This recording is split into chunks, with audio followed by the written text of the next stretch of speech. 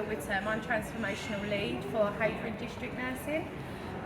This project, we had a monthly district nursing working group meeting, and we found that reducing documentation was a huge part of that meeting, and a lot of times it would almost overtake the meeting. Huge challenges with documentation in district nursing.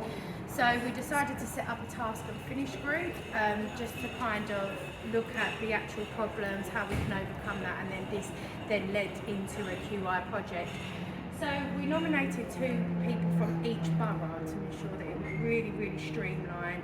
We created an email group for effective communication, and we met up once a month, and the aim was to reduce it by 30% in either time or documentation, so either or. We had really good engagement, there was really good involvement, and people were really passionate about this project. It was a really good place to network, which is something in district nursing we actually don't get to do anymore. It's just all coming together, sharing ideas across all 4 of the boroughs. We also had our Essex colleagues on the group. They actually use a different IT system, so they use System 1 and we use Rio.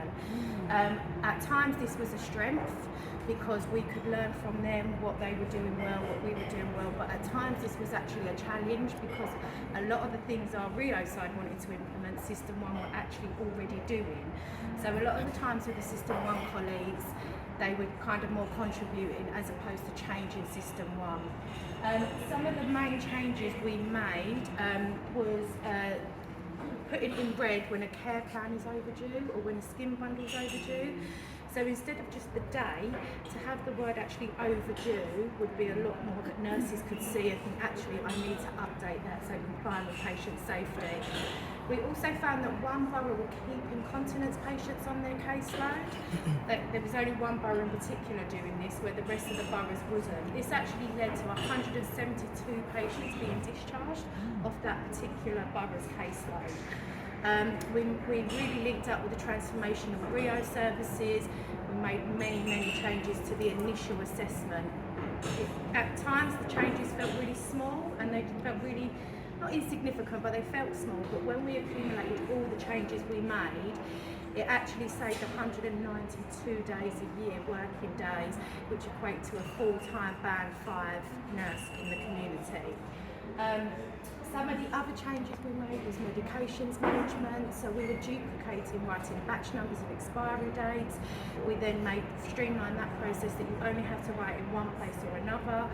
Mental capacity assessment was a huge area we looked at.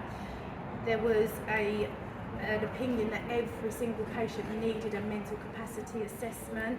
We worked closely with the top people and we got the go-ahead that it was only when there's reason to doubt capacity.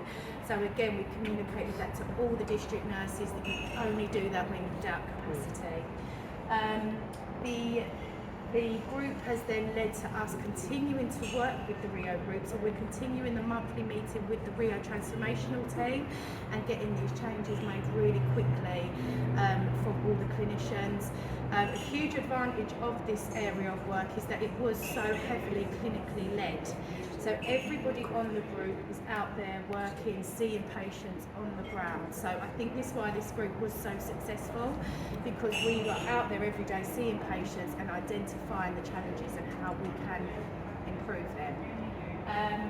So staff, the feedback is that staff do feel less stressed. Rio is definitely easier to navigate. We've got a clearer presentation on what we need to sort out. All the end-of-life assessments are now all in one folder, which has made end-of-life care also a lot easier from a Rio point of view on what the expectations are. And this is the outline of my project. So, well done. Thank you.